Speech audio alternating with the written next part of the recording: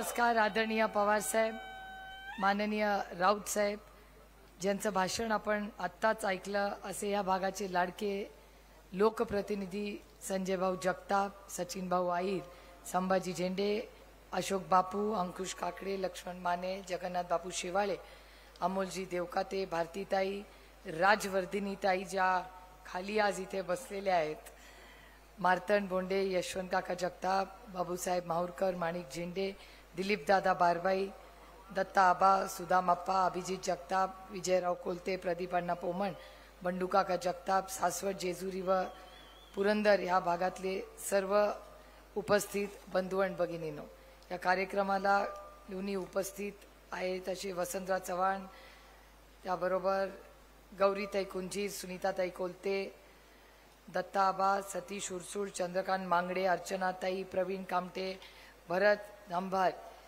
भरत जांभरे, व्यासपीठावरील सर्व मान्यवर उपस्थित बंधू आणि भगिनींनो, शंकर नानांनी ज्यांनी अप्रतिम अशी पदयात्रा परवा घेतली, परवा ते आणि आपले प्रदीप कामटे, मला वाटतं आपण प्रवीण दादा 4 तासाची पदयात्रा तुम्ही सगळ्यांनी जी हवेलीमध्ये घेतली त्याबद्दल मी तमाम पुरंदर आणि हवेलीच्या सगळ्या काँग्रेस, राष्ट्रवादी काँग्रेस आणि शिवसेने गटाचे मनपूर्वक आभार मानते की अप्रतिम अशी आम आदमीचे पण सगळे सहकारी होते, वंचितचेही होते आणि मला राऊत साहेबांचेही मनपूर्वक आभार मानायचे आहेत की राऊत साहेब आता ह्या व्यासपीठावर आणि खाली मी तुमच्याबरोबर पैज लावते की कोण कुठल्या पक्षाचा तुम्ही मला दाखवा, कारण इतक्या अप्रतिम पद्धतीने सगळेच कार्यकर्ते एक झालेत की महाविकास आघाडी म्हणला तर सगळे हात वर केल, तुम्ही पक्षाचं नाव घेतलं तर तुम्हाला कळणार नाही, इतका सुंदर आणि चांगल्या पद्धतीने सगळ्या पक्षाचे कार्यकर्ते आणि सहकारी स्वतः ते उमेदवार असल्यासारखे प्रत्येक जण पळतंय, याबद्दल मी सगळ्या सहकाऱ्यांचे आणि पदाधिकाऱ्यांचे मनपूर्वक आभार मानते। संजय जगतापांचं भाषण मी आता ऐकत होते, त्यांचे मी जाहीर आभार मानते की आम्ही दोघांनी 5 वर्ष एकत्र हा खूप चांगला प्रवास आम्ही केलेला आहे आणि आमच्या दोघांबरोबर व्यासपीठावर प्रत्येक जण आज जो बसलाय किंवा खाली हे सगळे पदाधिकारी बसलेत, तुमच्या प्रत्येकाच्या प्रयत्नामुळे आज जो विकास 5 वर्षात आम्ही करू शकलोय, हा तुमच्या सगळ्यांच्या प्रयत्नातून एक उत्तम टीम वर्क म्हणून आपण सगळे पुरंदरला काम करतो, याबद्दल मी सगळ्या तमाम काँग्रेस, राष्ट्रवादी काँग्रेस पक्ष, शिवसेना, आम आदमी आणि वंचित आघाडीच्या सगळ्या सहकाऱ्यांना आणि पदाधिकाऱ्यांचे मनपूर्वक आभार मानते। खरं तर चौथ्यांदा मी या व्यासपीठावर या इलेक्शनमध्ये बोलते, 3 वेळा मोठ्या संख्येने आपण मतदान करून मला दिल्लीला पाठवलं, याबद्दल तुमच्या सगळ्यांचे मी सुरुवातीलाच मनपूर्वक आभार मानते आणि पुन्हा एकदा आपण मला संधी, माझं मेरिट, माझं काम, माझं पार्लमेंट परफॉर्मन्स हा बघून द्यावा ही विनम्र विनंती करायला मी उभी आहे इथे। संजय जगतापांच्या भाषणानंतर या भागातल्या विकास आघाडीचा विकासाचा सगळा लेखाजोखा त्यांनी पाठवलाय आणि इथे जेव्हा मी बघत होते तेव्हा रोहन मगासपासून उभा आहे आणि पुरंदर म्हटलं की राऊत साहेब आपण आज आलेला आहात, पण तुमच्या गाडीमध्ये घरी नेण्यासाठी आम्ही पुरंदरची भाजी आणि पुरंदरचा अंजीर हा तुमच्यासाठी स्पेशली ठेवलेला आहे, कारण या राज्यातला सगळ्यात गोड वाटाणा कुठे होत असेल तो आमच्या पुरंदरच्या मातीमध्ये होतो आणि पुरंदरमधले अंजीर हे फक्त पुणे आणि मुंबईला जात नाहीत, पण ते तुमच्या सगळ्यांच्या आदरणीय पवार साहेबांच्या आशीर्वादाने आणि रोहन उरसुळाच्या प्रयत्नातून आज जर्मनीला जातात, याचा मला सार्थ अभिमान आहे आणि या सगळ्या कुटुंबाचे, मग कुंजीर कुटुंब असेल किंवा रोहनचे वडील आज व्यासपीठावर उरसूळ कुटुंब असेल, या सगळ्यांनी खूप मोठं योगदान या संपूर्ण भागामध्ये केलेलं आहे। त्याच्यामुळे शेती, व्यवसाय, आता नवीन आलेले मोठे रस्ते, पाण्याच्या योजना, हे सगळं करून या भागाचा सर्वांगीण विकास आम्ही करण्याचा सगळ्यांनी एकत्र मिळून प्रयत्न केलाय। दिलीप दादा बारबाई व्यासपीठावर आहेत, दिलीप दादांच्या काळामध्ये ज्याचा उल्लेख संजय आपण केला, ती पाण्याची स्कीम दिलीप दादा नगराध्यक्ष असताना झालेली आहे आणि त्या काळामध्ये आदरणीय पवार साहेब कैलासवासी RR आबा आणि दिलीप दादांनी ती स्कीम केली आणि त्यानंतर आपण आमदार झाल्यावर आपणही त्याचा सातत्याने फॉलोअप घेताय. पण त्याचबरोबर महाविकास आघाडी आणि मी माननीय उद्धवजी आणि बाळासाहेब थोरातांचे जाहीर आभार मानेन की 400 कोटी रुपयाचा निधी फक्त आपल्या जेजुरी देवस्थानासाठी देण्याचं काम कोणी केलं असेल तर तो उद्धवजींच्या सरकार म्हणजे महाविकास आघाडीने केलेलं आहे. त्यामुळे आपण विकास आपल्याला सगळ्या पुरंदर मध्ये वरती झालेला आहे. खालीही हवेलीमध्ये ज्या टॅक्सचा उल्लेख संजय जगतापांनी केला तर टॅक्सचाही फॉलोअप आम्ही सगळे करतोय आणि आमचा सगळ्यांचा प्रयत्न आहे की हा टॅक्स हा कमी झालाच पाहिजे. वेळ पडली आणि सरकार असंच जर दमदाटी करायला लागलं तर जा आम्ही टॅक्स भरतच नाही, तुमचा काय करायचं ते करूया, बघू काय करतात. पण एक सुविधा देत नाहीत. आम्ही आंदोलन करून थकलो. आज इथे कचरा डेपोचा त्या प्रश्नासाठी तात्या बसलेलेच आहेत. त्यामुळे आपल्याला ते एक मोठं यश आपल्याला सगळ्यांना मिळालेलं आहे की आज कोणीही देवाच्या उरुळीतून जेव्हा जातो तेव्हा खिडकी खाली करून तुम्हाला फिरता येतं. याचं कारण ह्या सगळ्यांनी ज्या हवेलीमधल्या सगळ्या आपल्या सहकाऱ्यांनी ज्या आंदोलनं केली त्या आंदोलनाचं यश म्हणजे तो कचरा डेपो आज जो साफ झालाय तो.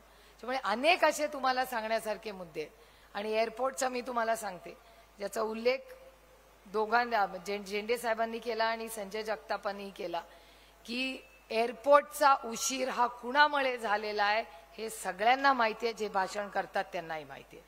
त्याच्यामुळे आणि एअरपोर्टचा प्रोजेक्टची जमीन ही आपली जबाबदारी आहे.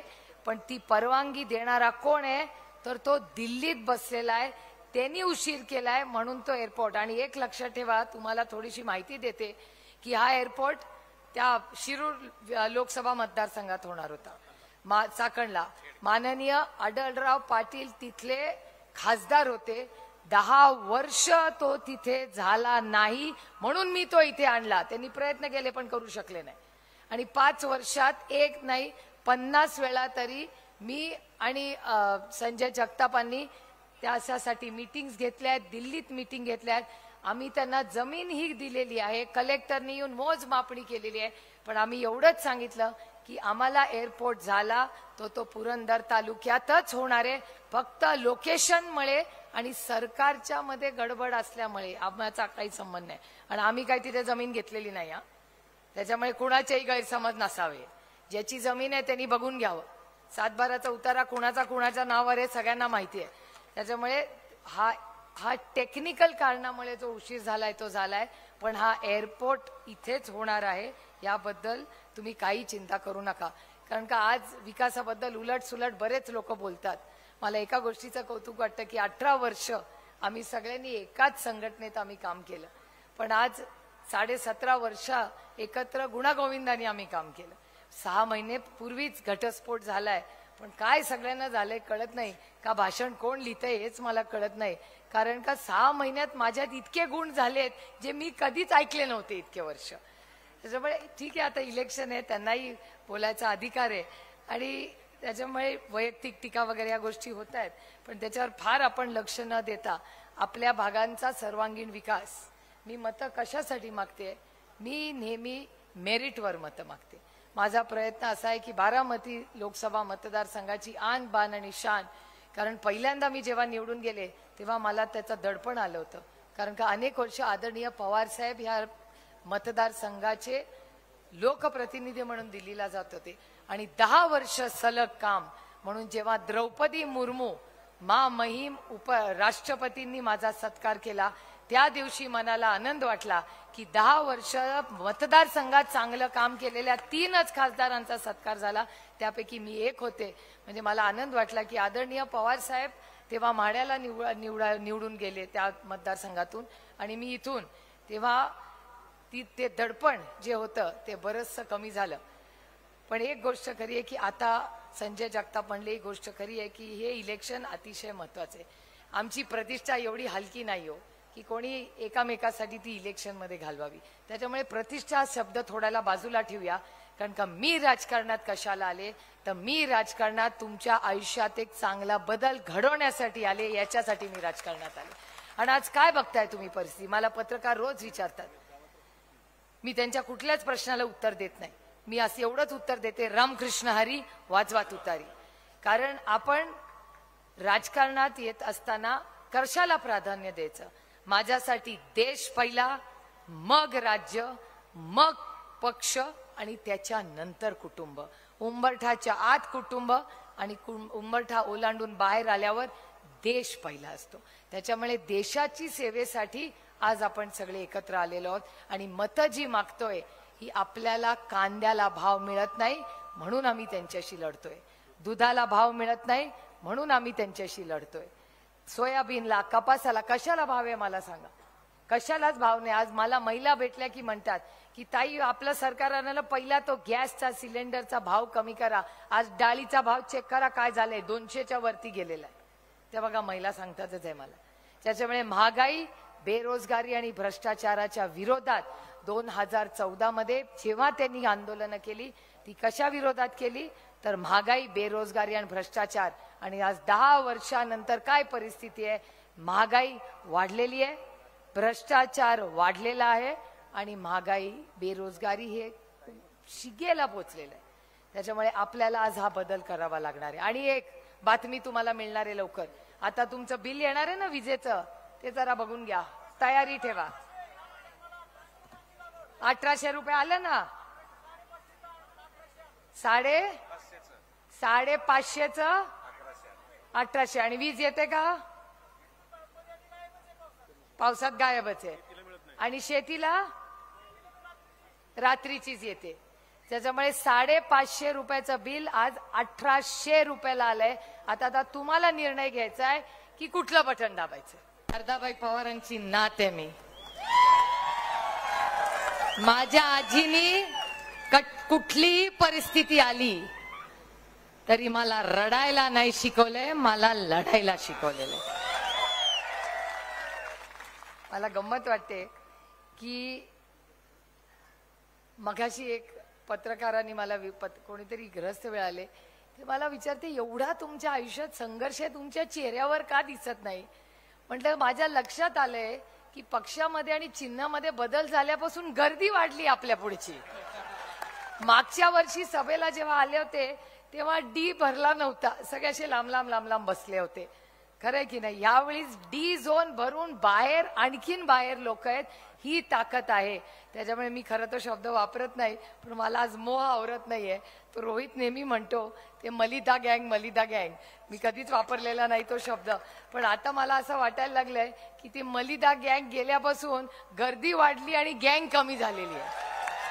आणि मी तुम्हाला शब्द देते की ग्रामपंचायतीपासून लोकसभेपर्यंत आता पक्षात पूर्ण ताकदीने आपण लढणार आहोत.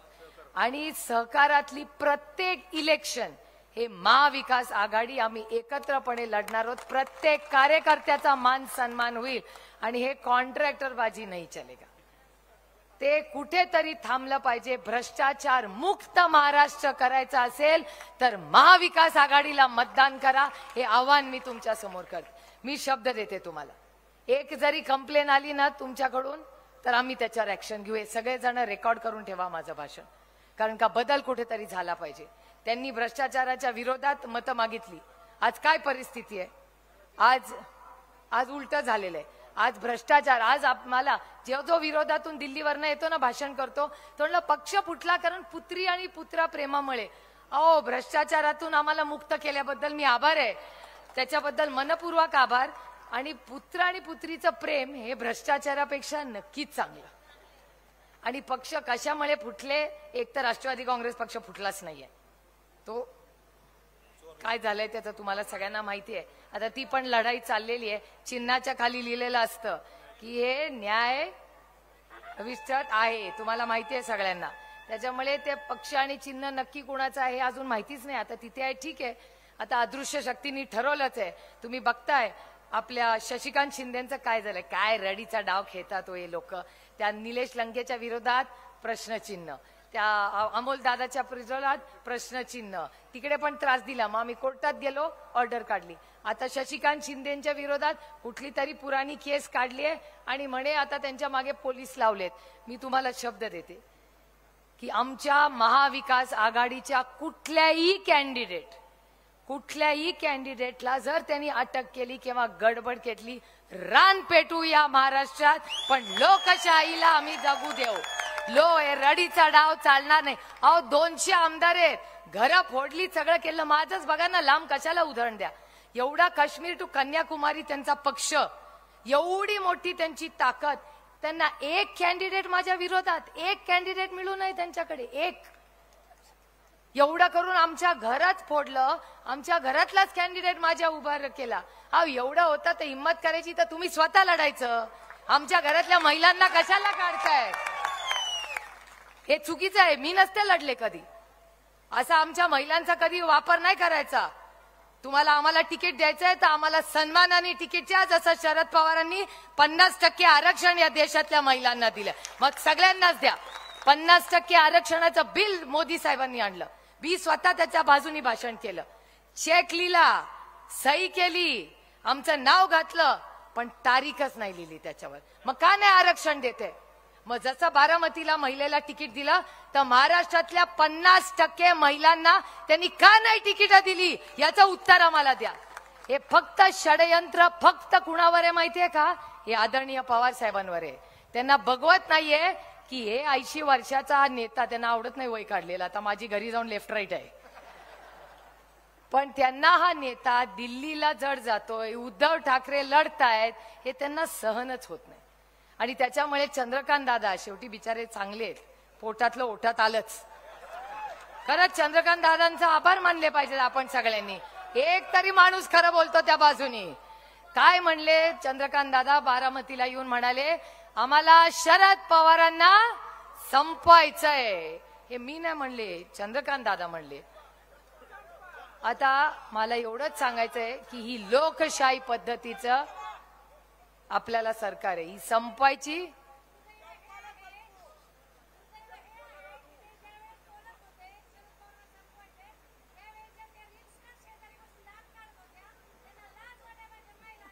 ठीक आहे, जाऊ द्या.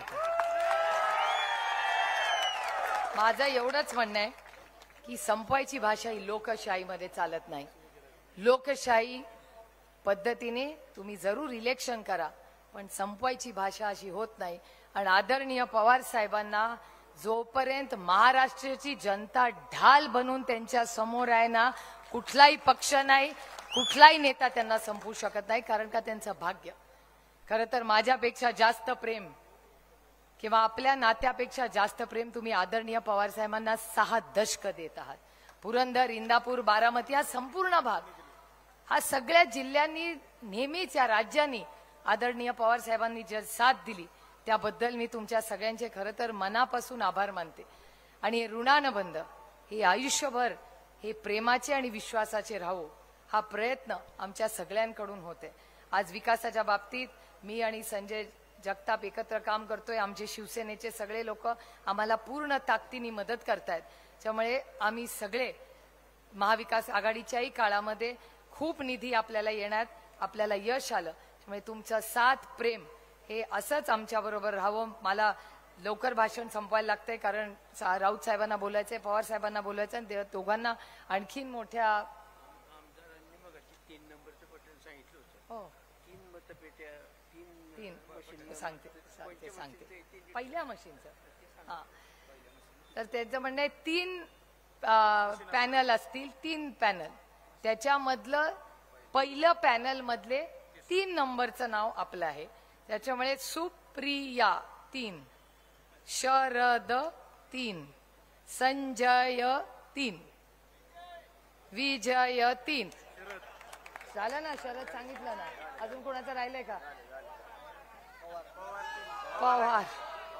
पवार पण 3, उद्धवजी 3, राहुल 3, प्रियांका 3, महाविकास आघाडी 3, तुतारी 3, आदित्य 3, मशाल 3, इंडिया 3, काँग्रेस 3. आता बस कळलं ना बाबा सगळ्यांना?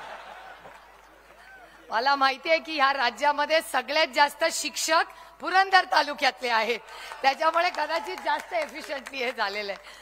पण आपण सगळ्यांनी पहिलं दुसरं तिसरं मशीन. अहो लोक फार हुशार असतात. ग्रामपंचायतीला कसं कॉम्बिनेशननी भारी मतदान करता तुम्ही. त्याच्यामुळे क्रॉस वोटिंग हे ते एकदम भारी करतात. त्यामुळे आपलं 3 नंबरला नाव आहे. तुतारी वाजवणारा माणूस आपलं चिन्ह आहे. आता मला आधी आता ते तुम्ही सगळं बोला. आता ते तुम्ही करून बघा दाखवा. मी नाही म्हणणार. पण तुम्ही बघा आता जे गेलं आपलं जुनं चिन्ह ते गेलं. ठीक आहे आता त्याची फारशी गरज लागत नाही कारण का वेळ आता मोबाईलमध्येच बघायला लागते. त्याच्यामुळे ते कदाचित माझ्या पांडुरंगाची इच्छा असेल की त्याचं काही महत्वाचं नाही ते बाजूला ठेव सुप्रिया. आणि बघा माझ्या पदरात काय पडलं तर तुतारी वाजवणारा माणूस हे शुभ चिन्ह आहे. जेव्हा लग्न कार्य होतं तेव्हा तुतारीवाला माणूसच असतो. जेव्हा आपण नवीन मंदिराची प्राण प्रतिष्ठा करतो तेव्हा आपण तुतारीवाला माणूसच असतो.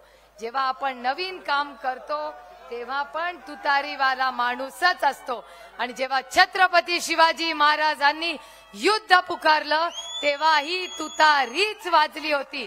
त्याच्यामुळे आपल्याला आज ही तुतारी दिल्लीच्या तख्तासमोर बेरोजगारी, महागाई आणि भ्रष्टाचाराच्या विरोधात पूर्ण ताकदीने वाजवायची आहे.